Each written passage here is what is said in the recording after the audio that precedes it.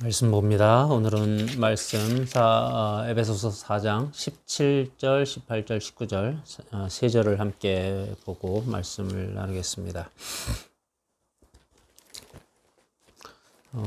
함께 읽겠습니다. 시작.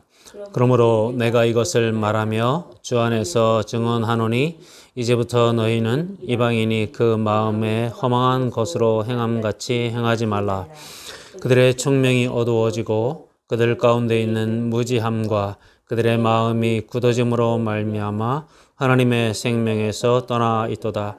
그들이 감각 없는 자가 되어 자신을 방탕에 방임하여 모든 더러운 것을 욕심으로 행하되. 아멘. 우리가 지난주까지는 요동하지 않는 어린아이, 온전한 사람, 예수님을 우리가 진리 되신 예수님을 말하고 가르치고 공언함으로 우리가 온전한 사람이 되어서 요동치 않는 사람들이 된다, 스스로 우뚝 세워진다, 이런 말씀을 묵상하며 은혜를 나누었습니다. 오늘은 이렇게 질문을 던지며 우리가 말씀 가운데 들어가면 좋겠습니다. 지난주 한 주간 우리들의 삶은 감사로 충만했습니까? 매 순간 우리가 경험하는 사건, 매 순간이 기쁨이 충만했습니까? 또 우리가 만나는 모든 사람들과의 관계 속에서 우리가 사랑이 충만했습니까? 이렇게 충만한 삶이 있을 수 있고, 또 반대로는 만남도 시답지 않고, 또 우리가 경험하는 일상도 왠지 뭔가 열심히 했지만, 분주했지만 공허했고, 뭔가 결핍되어 있었던 것 같고, 허전했고, 허망했고, 뭐 이런 삶이 있을 수도 있습니다. 우리의 지난주의 삶은 이렇게 허전하고 결핍되고 허망한 삶이었습니까? 아니면 감사 충만, 기쁨 충만, 보람 충만, 사랑 충만한 그런 삶이었습니까? 물론 우리들의 삶은 항상 하나의 이렇게 모습으로만 있지 않고 왔다 갔다 하는 것이 우리들의 일상이기도 합니다. 그러나 우리가 하나님 안에 올바로 서 있다면 이 감사 충만, 기쁨 충만, 소망 충만, 보람 충만, 사랑 충만, 이러한 삶이 하나님이 기뻐하시는 삶이 아닐까 생각해 봅니다. 지난 한 주간 오늘의 말씀을 준비하고 묵상하며 제게 이러한 소망이 주어졌습니다. 바라기는 우리 열방하나교회 성도들이, 또 이렇게 주님의 말씀 안에 사는 우리 모든 그리스도인들이 이렇게 말씀 충만, 감사 충만, 소망 충만, 사랑 충만한 그러한 삶으로 살아가기를 축원해 봅니다. 오늘 말씀, 사도 바울의 말씀을 통해서 이 허망한 삶과 이 충만한 삶의 차이를 우리가 좀 깊이 묵상하는 중에 그 은혜가 우리 가운데 임하시기를 소망합니다. 오늘 말씀 17절은 이렇게 시작하죠. 그러므로, 항상 이렇게 접속사 그러므로라는 것은 앞에 어떤 것을 담고 시작하지요. 그래서 사도 바울은 앞에 했던 말들, 온전한 사람이 되었으므로 이렇게 표현하는 겁니다. 온전한 사람이 되었으므로 이제부터 너희는, 그러면서 이방인의 그 허망한 마음에 허망한 것을 행함같이 행하지 말라, 이렇게 시작합니다. 17절에. 근데 놀라운 것은 이제 그 앞에 그러므로 다음에 내가 너희에게 말하고 주 안에서 증거한다, 이런 말을 한번 합니다. 이 말을 쓰면 이제 독특한데 뒤쪽에 가서 조금 더 깊이 묵상할 것이고요. 내가 말할 뿐만 아니라 너에게 내가 증인으로서 이 얘기를 한 번 더 증거한다, 이렇게 말하면서, 그러니, 굉장히 강조한 것이죠. 그러니 너희는 이제부터는 이방인의 그 마음에 허망한 것을 행하는 마음에 그 허망한 것으로 행함같이 행하지 말라, 이렇게 표현합니다. 이방인들이 어떻게 산다고요? 그 마음에 허망한 것을 따라서 행한다, 이렇게 표현합니다. 마음에 허망한 것이 뭡니까? 마음에 허망한 것. 허망하다라는 단어는 마타이오테스라는 단어를 쓰는데요. 마타이오테스라는 단어는 진리의 부재라는 단어입니다. 이방인들의 마음이 허망한 것은 진리가 부재하기 때문이다. 이런 말이죠. 진리 대신 예수님이 그 마음에 없기 때문이다 라는 뜻이고요. 진리가 부재한다는 것은 우리의 삶을 예로 들면 이렇습니다. 왜 공무원이 되고 싶어요? 요즘 젊은이들이? 네, 안정되고 편안하고 늦게까지도 직장 다닐 수 있고 돈 벌 수 있고 그렇잖아요. 저는 그 젊은이들에게 이렇게 묻고 싶습니다. 공무원이 된다는 것이 겨우 그 정도 의미입니까? 하나님 우리를 공무원으로 보내셨을 때는 공무원이 돼서 이 땅에 가난한 자와 부자, 약자와 강자, 이 모든 사람들이 불평등하게 살지 않고 공의가 강물처럼 흐르는 세상을 만드는 데 역할을 해라. 그게 공무원 아니겠습니까? 공무원이 된다는 것은 하나님 우리를 보내신 그 목적, 이 땅에 정의를 편만케 하고 사랑을 흘려보내는 그 일 때문에 공무원이 한다. 그러면 그것은 박수칠 일입니다. 그러나 공무원을 하는 데 있어서 나는 늦게까지 월급 잘 받고 평생 동안 안정된 삶을 살고 싶어요. 돈이 목적이에요. 이렇게 말한다면 예수님이 부재요, 진리가 부재한 것입니다. 그러면 그들의 마음은 어느 순간에 공허해질 수 있습니다. 허망해질 수 있습니다.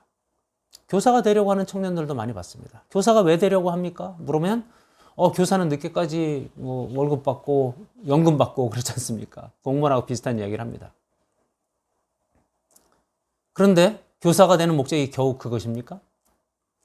교사가 되어서 이 땅에 길 잃고 방향을 모르는 아이들에게 삶이 무엇이고 이 땅에 그들의 존재의 이유가 무엇인지, 존재의 목적이 무엇인지를 알려줘서 그들이 올바로 똑바로 서서 인생을 잘 살도록 도와주는, 나는 그 일로 부름을 받았습니다. 이렇게 말하는 것이 진리, 예수님이 있는 사람들의 답변이어야 하겠죠.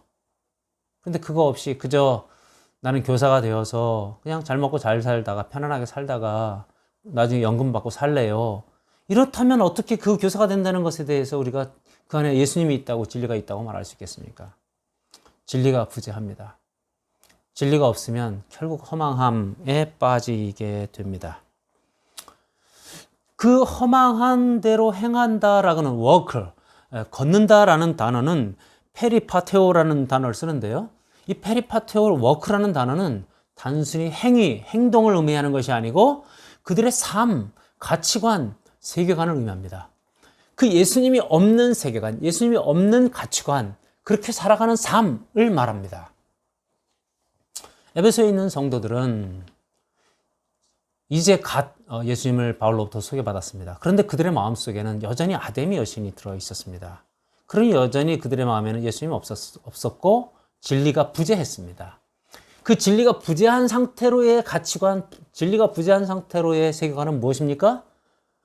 풍요의 여신은 아데미 여신을 내가 섬겨야 거기로부터 복이 온다. 거기로부터 내가 안정된 평안한 삶을 살 수 있다. 라고 하는 가치관으로 살아가는 것이죠. 이걸 본 사도는 외칩니다. 내가 너에게 말한다. 내가 너에게 증거한다. 그것은 틀렸다. 제발 좀 그 허망한 삶에서 떠나라. 제가 은행에 근무하던 때의 기억이 납니다. 은행에 제가 전산부에서도 제가 한 3, 4년 근무를 했었는데, 그때 전산부에 새로운 장비, IBM에서 들어온 커다란 메인프레임 전산 장비가 들어옵니다. 전산 장비가 다 세팅이 되고 나면 전산부장을 위시로 해서 전산부 직원들이 그 전산 장비 앞에다가 고사상을 차립니다. 돼지머리를 갖다 놓고, 그리고 책임자들 다 내려오라고 해서 거기다 절하라고 합니다. 물론 당연히 저는 거부하죠. 근데 얼마나 아이러니합니까? 그 첨단 장비인 IBM 메인프레임을 갖다 놓고 거기다가 돼지머리를 놓고 고사를 지냅니다. 고사 지내는 이유가 뭐죠? 고장나지 말고 잘 돌아가라고. 돼지머리에게 절하면 씩 웃고 있는 그 돼지머리가 전산 장비를 고장나지 않게 해준다는 생각이 얼마나 어처구니 없습니까? 그게 허망한 삶입니다. 요즘에도 어떤 식당에 가보면 북어 한 마리가 이렇게 문설주에 이렇게 매달려 있는 것도 보고, 또 어느 집에는 또 이렇게 그 말발굽 이런 게 걸려 있기도 하고 부적이 붙어 있는 집도 봅니다. 그것들이 그분들의 복을 줍니까? 그분들이 안위를 보장해 줍니까? 참 허망해 보입니다. 진리 되신 예수님이 부재하면 그들의 마음은 늘 요동칠 것입니다. 늘 허망할 것입니다. 왜? 그것들이 복을 주거나 그것들이 안위를 주지 않으니까요. 제가 한 3년 전에 미얀마에 단기 선교를 다녀온 적이 있습니다. 미얀마에 가서도 아주 독특한 것을 보았습니다. 미얀마는 알다시피 불교가 90%인 나라입니다. 기독교 4%, 이슬람 4%, 기타 종교 2%입니다. 불교가 가득한 나라이다 보니 시내 곳곳에서 불경이 스피커로 통해서 나오는데 온 시내에 불경이 낭독되고 워낙 절들이 많다 보니 그 향내가 온 시내에 가득합니다. 그 유명하다고 하는 파라곤에 한번 방문을 했었습니다. 그런데 정말 삐까번쩍합니다. 금으로 도배를 했습니다. 들리는 말로는 그 금 가지고서 나라가 몇 년 먹고 살 수 있을 정도 금이라고 얘기를 합니다. 그런데 그곳에서 신기한 것을 봤습니다. 어떤 페인트공이 불상 하나가 도금이 벗겨졌는지 그걸 칠하고 있었습니다. 그런데 그 옆에서 바로 옆에 있는 불상에게 이렇게 손을 모아서 절하는 불교도를 보았습니다. 근데 그게 참 그렇게 아이러니해 보였어요. 사람의 손가락으로 금 도금을 하고 있는 그 옆에서 똑같은 불상에게 나를 복 주십시오, 나를 평안케 해주십시오, 나를 안전케 해주십시오라고 절하는 모습이 이사야서에서 말씀하시는 말씀이 보였어요.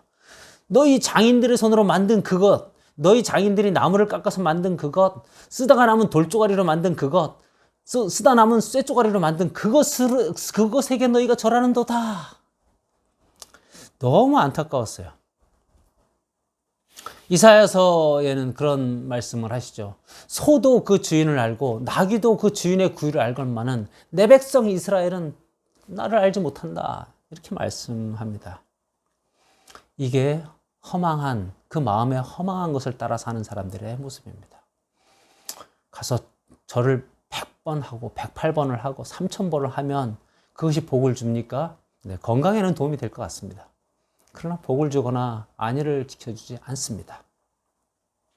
그렇게 허망한 그 마음에 허망한 것으로 따라가는 그 사람들이 18절과 19절에서 독특한 일을 합니다. 첫 번째 18절은 뭡니까? 하나님의 생명에서 떠나 있도다 이렇게 표현합니다. 그 마음에 허망한 것을 따라서 사는 사람들은 하나님의 생명에서 떠나 있는 삶을 살아갑니다. 물론 이 18절은 그 하나님의 생명에서 떠난 이유를 세 가지로 앞에서 서술합니다. 첫 번째는 그들의 총명이 어두워졌다. 두 번째는 그들 가운데에 무지가 있었다. 세 번째로는 그들의 마음이 굳어졌다 이렇게 표현합니다. 총명이 어두워졌다라는 표현을 씁니다. 디아노이아가 스코티조 되었다 이렇게 말합니다. 스코티조 되었다. 그들의 총명이 어두워졌다. 총명이 무엇입니까? 외부에서 감각을 통해 들어오는 어떤 사물을 인식하는 그런 능력을 우리가 총명이라고 부릅니다. 이 총명이 어둠이라고 하는 필터에 가려져 있다, 스코티조 되었다. 그러면 그 인식될 때 흐릿하게 들어옵니다. 그래서 어떤 사물이 정확하게 보이질 않아요. 거울로 보는 것처럼 흐릿합니다. 근데 에베소에 있는 이 사람들의 총명은 어두워졌습니다. 무엇 때문에? 앞에서도 말했지만 아담의 여신, 풍요의 여신, 쾌락의 여신 때문에 흐릿해져 있습니다. 자신들의 풍요와 복이 아담의 여신으로부터 온다고 하는 것에 깊이 쩔어 있는 것이죠. 제가 선글라스를 끼고 햇빛이 아주 환한 낮에 운전을 했던 적이 있었습니다.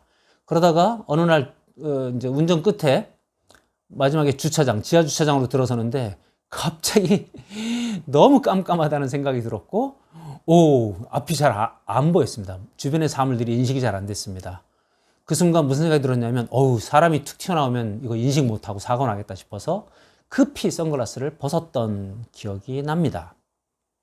이처럼 우리의 인식에 어둠, 선글라스가 끼어지면 그것은 어떤 사물을 똑바로 인식하기 어렵게 되는 것이죠. 총명이 어두워졌다는 것은 바로 이런 선글라스를 낀 것과 동일합니다. 에베소에 있었던 사람들의 총명이 어두워졌던 것은 그들에게 우상이 있었기 때문입니다. 아데미 여신이라고 하는 풍요와 쾌락의 여신이 있었기 때문에 그들이 총명이 어두워졌습니다. 우리 그리스도인들도 총명이 어두워질 수 있습니다. 어떤 경우에? 하나님을 잘못 알 때 그렇습니다. 스카펙이 쓴 책, 아직도 가야 할 길이라는 책에서는 여러 정신과 치료를 했던 사람들의 사례를 듭니다. 그 중에 상당히 많은 사람들이 기독교인이었음에도 불구하고 이 정신과 치료를 받고 있는 사람들에 대해서 언급을 합니다. 어떤 자매는 너무 두려워서 집안에서 박혀서 구석에 이렇게 웅크리고 앉아서 밖에 나가지 못하는 그런 자매가 있습니다. 왜냐하면 자신이 지었던 작은 죄들, 그 죄들에 관하여 하나님이 징벌하실 거라고 생각되어지고 채찍질 하실 거라고 생각되어지고 심판하실 거라고 생각되어서 밖에 나가면 그 하나님으로부터 얻어맞을 것이 두려워서 밖을 나가지 못하는 그런 자매가 있습니다. 심지어 어떤 형제는 차를 타고 가다가 어느 순간에 사고가 나서 죽을 것 같은 그런 불안에 휩싸여서 운전을 못하는 그런 사람도 있습니다. 사람들이 하나님을 두렵기만 하는 하나님, 책망하는 하나님, 심판하는 하나님으로만 알고 있습니다. 이것이 총명이 어두워진 겁니다. 하나님은 사랑의 아버지이시기도 하거든요. 때리실 때도 우리가 죽도록 때리지 않는, 꺼져가는 등불도 끄지 않으시는 하나님, 상한 갈 때도 꺾지 아니하시는 하나님, 때리셨으나 싸매시는 하나님이신 것은 모르는 거죠. 이러면 그들의 총명이 어두워진 겁니다. 하나님을 온전히 알지 못하는 것, 이것도 총명이 어두워진 것입니다. 그러면 그들이 어떻게 돼요? 하나님의 생명에서 떠난 자로 살아갑니다. 두 번째 이유는 그들 안에 있는 무지라는 겁니다. 아그노이아라는 단어를 쓰는데 이것은 소경, blindness, 소경이라는 단어를 씁니다. 지식이 결핍되어 있다라는 단어이며 소경이었다라는 단어로 아그노이아라는 단어를 씁니다. 그들은 앞에서 총명은 보긴 보되 흐릿하게 봤다면 이 무지는 아예 보지 못하는 것, 아예 알지 못하는 것을 의미합니다. 진리가 존재합니다. 근데 진리를 아예 식별조차 못합니다. 보지 못합니다. 영적인 소경입니다. 로마서 1장 20절은 이렇게 말씀하시죠. 창세로부터 그의 보이지 아니하는 것들 곧 그의 영원하신 능력과 신성이 그가 만드신 모든 만물에 분명히 보여 알려졌나니 그러므로 그들이 핑계치 못할지라. 하나님의 신성이, 하나님의 영원하신 능력이 그가 만드신 모든 만물, 자연 속에 있습니다. 그래서 사람들은 그것을, 자연을 잘 관찰하기만 해도 하나님의 능력과 신성을 알 수 있습니다. 이게 자연 계시죠. 그런데 그 자연 계시를 전혀 볼 수 없는 사람들이 있다는 것입니다. 그것이 무지, 그들 안에 있는 무지입니다. 그들이 비록 나는 몰랐어요 라고 말한다고 해도 핑계할 수 없다라는 겁니다. 그러면서 호세아 4장 6절은 이렇게 말합니다. 내 백성이 지식이 없으므로 망하는도다. 하나님을 아는 지식이 없으므로 망하는도다. 그러면서 하나님을 힘써 알아라 이렇게 말합니다. 그러면서 6장 6절에는 또 이렇게 말합니다. 나는 인애를 원하고 제사를 원하지 아니하며 번제보다 하나님 아는 것을 원하노라. 인애, 사랑하는 걸 원한다. 제사보다 사랑하는 걸 원한다. 번제, 예배 드리는 것보다 하나님 아는 것을 원한다. 여러분, 이 한 시간의 예배를 통해서 하나님을 얼마나 아시겠습니까? 제가 목 놓아서 이렇게 외치지만 이 한 시간에 제가 전할 수 있는 분량은 정말 작습니다. 그러니 이 예배보다 더 중요한 것은 하나님을 제대로 아는 것, 하나님을 깊이 아는 것, 예수님을 제대로 아는 것, 예수님을 깊이 아는 것이 더 중요하다라는 것입니다. 하나님 오늘 우리에게 나를 좀 제대로 알아다오, 나를 제대로 좀 깊이 알아다오, 그렇게 요구하십니다. 예배보다 더 중요한 것은 그것이다. 헌금보다 더 중요한 것은 그것이다. 주일 성수 11조를 그렇게 강조하는 교회들이 많이 있습니다. 그러나 저는 그것보다 더 중요한 것이 하나님을 제대로 알아라, 예수님을 제대로 알아라. 안다라고 하는, 에이도라고 하는 단어를 전에도 말씀드렸습니다만, 에이도는 그냥 내가 들어서 지식으로 아는 것이 아니라 경험으로 아는 것, 하나님의 선하심을 경험으로 아는 것, 그렇게 아는 것을 하나님이 요구하고 계십니다. 그렇게 되지 않았을 때에 우리는 하나님의 생명에서 떠나게 됩니다. 세 번째, 마음의 굳어짐, 카르디아가 포로시스 됐다, 이렇게 표현합니다. 이 포로시스라고 하는 단어는 완곡함, 그 다음에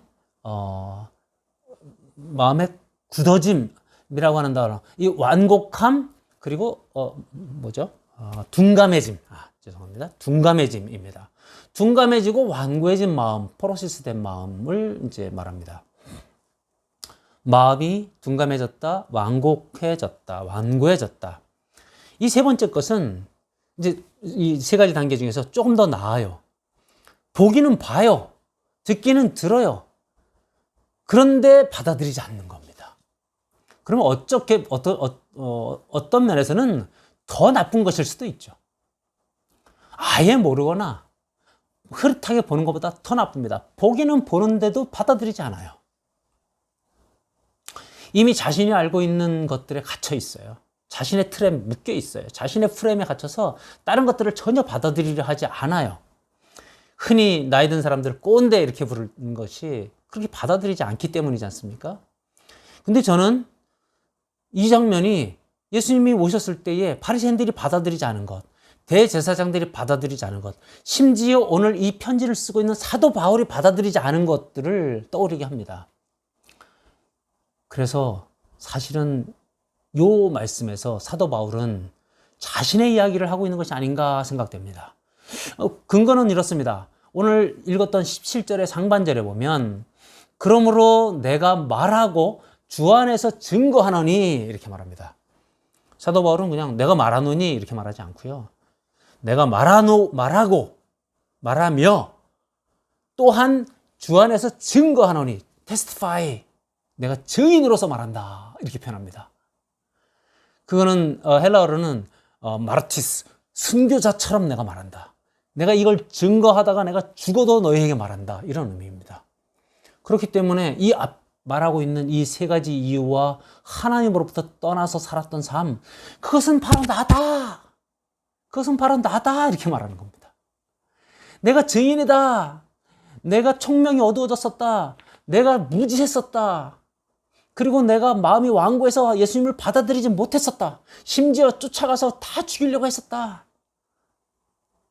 통한을 느끼며 정말 울고 회개하는 마음으로 이 말씀을 전하고 있는 것이다, 이렇게 생각되어집니다. 제 주변에 있는 분들 중에서 똑똑한 분들이 참 많죠. 저보다 똑똑한 분들이 참 많습니다. 여러분들이 있습니다. 그런데 참 이분 완고하시네, 이런 생각이 들 때가 있습니다. 다른 것은 몰라도 제가 목회자로서 말씀을 연구하는 사람으로서 예수 그리스도에 대해서 때를 얻든지 못 얻든지 복음을 드리고 싶어서 그분들에게 복음을 드립니다. 여러 계층의 분들이 계시죠. 집사님도 계시고 장로님들도 계시고. 근데 그 중에 집사님 한 분을 예로 들면 그분은 사업을 잘 하셨던 분입니다. IMF 때 심하게 무너지긴 했습니다. 그래서 아주 고통스러운 삶을 사는데 제가 곁에서 위로가 되어드리고 싶었습니다. 그래서 저도 사업에 같이 망한 사람으로서 위로도 해드리고 어떻게든지 예수님 안에서, 진리 안에서 좀 평강을 누리도록 수시로 말씀을 드렸습니다. 때로는 잘 받아들이시는 것 같기도 했습니다. 그런데 놀랍게도 사업이 잘 재건이 되었습니다. 그래서 요즘엔 참 이제 사업적으로는 안정이 되셨어요. 그러자 이분이 완고해지기 시작하시는데 제가 말하는 그 성경과 이것을 거부하시고 심지어는 하나님이 어딨냐고, 다 거짓말이라고, 다 말장난이라고. 제가 그 말씀에 마음에 상처를 받았습니다. 그리고 이분에게 더 이상 무슨 말을 해야 될지 제가 아무런 생각이 없어요. 그래서 최근에는 제가 그분을 약간 거리를 두고 있고 그냥 단지 기도만 합니다. 하나님, 이분이 그 완고함에서 벗어나게 해주십시오. 그 완고함 때문에 하나님으로부터 멀어지지 않게 해주십시오. 하나님께서 이분을 정말 강권적인 은혜로 건져주십시오. 이렇게 기도합니다.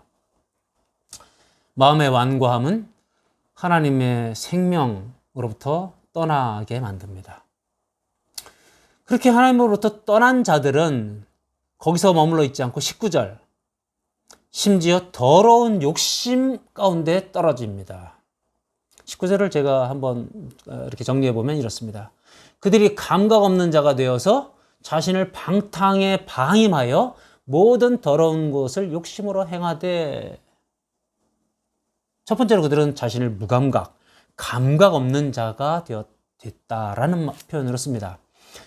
이방인들의 그 허망한 행함은 하나님의 생명으로부터 떠날 뿐만 아니라 한 걸음 더 나아가서 자신을 무감각하게 던져둡니다. 제가 왜 던져둔다라는 표현을 썼냐 하면 이들이 무감각하다라는 단어, 아팔게오라고 하는 단어는 능동형입니다. 자신을 스스로 무감각하게 던집니다. 왜 그럴까요? 불편하겠죠. 하나님으로부터 무지하고 총명이 어두워지고 또 완고해져서 하나님으로부터 자꾸 멀어질 때 하나님이 사랑하시기 때문에 그들을 가만두지 않고 자꾸 하나님이 채찍질 하시거든요. 마음을 불편하게 하시거든요. 양심을 건드리시거든요. 그때 이들은 그게 불편하고 싫으니까 자신을 무감각에 던져버립니다. 허망함으로 행하던 그들이 그 허망함을 채우려고 자꾸 다른 쪽으로 가는 그들을 하나님은 붙잡습니다. 그런데 이들은 하나님을 뿌리칩니다. 그리고 무감각으로, 욕심으로, 더러운 것으로, 방탕으로 나아갑니다. 그래서 무감각은 상당히 위험하다. 무감각은 상당히 우리가 정말 경계해야 될 것이다. 필립 얀시가 쓴 책 고통이라는 선물이라는 책에서 필립 얀시는 그 무감각을 문둥병자라고도 하고 한센병 환자라고도 얘기하죠. 한센병 환자들을 비유로 해서 이렇게 설명합니다. 우리가 알고 있는 한센병 환자는 발가락들이 많이 무너져 내리고 아무튼 말초가 많이 무너져 내린 그런 분들입니다. 그렇게 되는 이유는 뭐냐 하면 그들의 중추신경이 마비되었기 때문이다. 필립 얀시가 폴 브랜드 박사랑 같이 연구하면서 그걸 찾아냈다고 합니다. 한센병 환자들은 말초신경이 마비되고 중추신경이 마비됩니다. 그래서 손가락, 발가락 끝이 감각이 없기 때문에 뜨거운 것, 또 날카로운 것에 상해도 자신이 그렇게 상한 것을 모르는 상황이 벌어지고 결국 그 상함 때문에 손, 발 끝이 잘려져 나가고 떨어져 나갈 수밖에 없는 상황들에 노출된다고 합니다. 심지어는 밤에 쥐가 자기 발가락을 갉아먹어도 모른다. 참 끔찍한 이야기죠. 이처럼 무감각은 대단히 위험한 것입니다. 인간에게 주어진 오감, 시각, 청각, 미각, 후각, 촉각은 일정한 범위에서 감각을 느낍니다. 그런데 그 일정한 범위를 넘어서는 아주 충격적인 감각이 들어오면 그것은 통증으로 느껴집니다. 통각이라고 표현하죠. 통각은 위험을 경고하는 경고신호입니다. 이건 네가 견딜 수 없는 거야. 너의 몸이 상하게 될 거야. 너는 잘못하면 위험에 처하게 될 거야. 후각으로 독성 물질이 들어오면 너는 잘못하면 죽어, 빨리 피해, 이렇게 말하는 겁니다. 촉각으로 굉장히 강렬한 감각이 오면 통증을 느낍니다. 그럼 빨리 피해, 이렇게 경고 신호입니다. 영적으로도 똑같습니다. 영적인 어떤 영적 감각에 있어서 우리가 고통을 느낀다. 그러면 이건 하나님이 주시는 경고 신호입니다. 뭔가 잘못됐다. 네가 잘못됐거나 네 주변이 잘못됐거나 빨리 이것을 조치를 취하거라. 돌아서거라. 피하거라. 이런 의미입니다.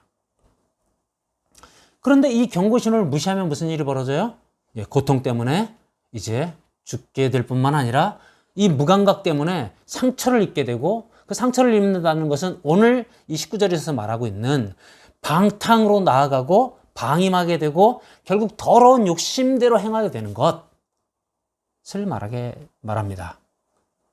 오늘 본문의 이방인들은 자신을 무감각에 내던졌습니다. 자신이 위험에 처해 있는 것을 아예 방치합니다. 그리고 방탕으로 들어갔습니다. 그 결과 모든 더러운 욕심으로 행하는 데까지 이르렀습니다. 이것을 로마서 1장 29절에 있는 나타나는 단어를 28절에서는 이렇게 표현합니다. 그들이 마음에 하나님 두기를 싫어하매, 그러면서 29절에 그로 인해서 인간의 마음엔 불의, 추악, 악, 탐욕, 악의 이런 것들이 가득해졌다. 그들이 하나님을 마음에 두기를 싫어했습니다.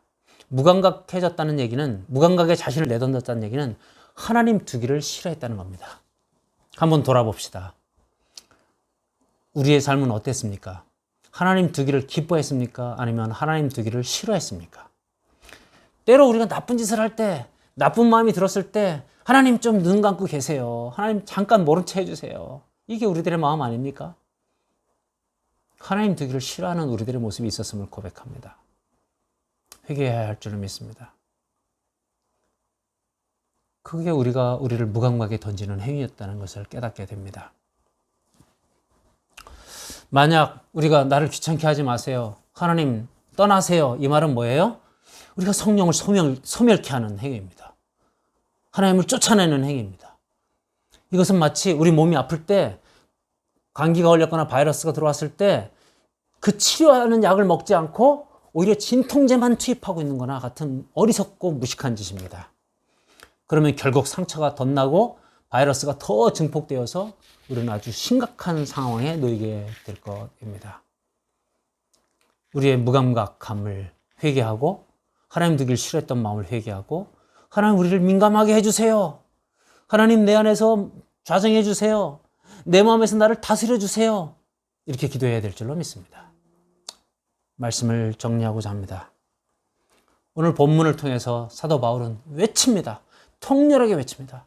내가 말한다. 아니 내가 너에게 증거로 제시한다. 내가 증인이다. 그러니 너희들 제발 그 허망한, 그 이방인의 그 허망한 마음, 그렇게 행하는 그 가치관, 그 삶을 따라가지 말라. 에베소 교인들에게 아주 외칩니다. 제발 좀 그 길을 따라가지 말라. 너희가 총명이 어두워졌구나. 아담의 여신을 버려라. 너희가 무지하다. 여전히 하나님을 보지 못하는구나. 너희가 눈을 좀 떴으면 좋겠다. 소경이 되지 말고 눈을 뜬 자가 되었으면 좋겠다. 그리고 너희가 마음이 굳어져서 그걸 자꾸 배척하려고 하는데 너희 마음이 말랑말랑해졌으면 좋겠다. 그래서 떠났던 하나님으로부터, 생명으로부터 다시 하나님께로 돌아와라. 하나님의 생명으로 돌아와라. 그리고 그 더러운 욕심으로 행하던 그 모든 것에서 돌아오라. 허망한 삶에서 떠나라. 이렇게 말하고 있는 줄 믿습니다. 그래서 오늘 서론에서 말씀드렸던 것처럼 우리의 삶을 다시 한번 돌아봅니다. 우리의 마음에 허전함이 있습니까? 우리의 마음에 허망함이 있습니까? 우리의 마음에 뭘 해도 결핍이 있습니까? 그러면 우리는 하나님의 생명에서 지금 떠나 있는 것입니다. 다시 우리의 눈을 돌이켜서 그 진리 되신 예수님, 진리의 부재, 허망한 삶, 그곳에 머물지 말고 진리 되신 예수님이 내 안에 있는 삶, 허망하지 않은 충만한 삶, 기쁨이 충만한 삶, 감사가 충만한 삶, 보람이 충만한 삶, 우리 모든 관계에 사랑이 충만한 삶으로 우리를 되돌려달라고 기도하며 그 외치는 바울의 음성을 통해서 하나님의 음성을 듣고 그 음성 앞에 순종하는 열방 하나교회 성도들, 또 이 말씀을 듣는 모든 성도들이 되시기를 주님의 이름으로 축원합니다. 그리하여 우리 모두의 삶 가운데 의와 평강과 희락이 넘치는 천국의 삶이 펼쳐지기를 주님의 이름으로 축원합니다. 들려진 말씀을 생각하며 함께 잠시 기도하겠습니다. 첫 번째는 우리들의 삶을 성찰했으면 좋겠습니다. 허전합니까? 결핍이 느껴집니까? 무엇을 해도 여전히 내 마음에 충만함이 느껴지지 않습니까? 돌아오라. 허망한 삶을 떠나라. 예수 그리스도, 진리 되신 예수 그리스도가 부재한 삶을 이제는 떠나라. 예수님으로 충만한 삶, 하나님으로 충만한 삶, 하나님을 깊이 알고 예수님을 깊이 알고 제대로 아는 삶으로 돌아오라. 그렇게 외치는 바울의 음성, 하나님의 음성을 우리가 듣고 순종하는, 결단하는 기도를 했으면 좋겠습니다. 그리하여 이제 오늘 이후로 이제까지 우리의 삶이 허전했다면 이제까지 우리의 삶이 결핍으로 가득했다면, 이제까지 우리의 삶이 뭔가 내게 의미 없어 보였다면, 이제는 매일 매 순간이 충만한 삶, 기쁨 충만, 감사 충만, 사랑 충만한 삶으로 완전히 턴하는 그런 삶이 되게 해달라고 우리가 함께 한 1분간 함께 기도했으면 좋겠습니다.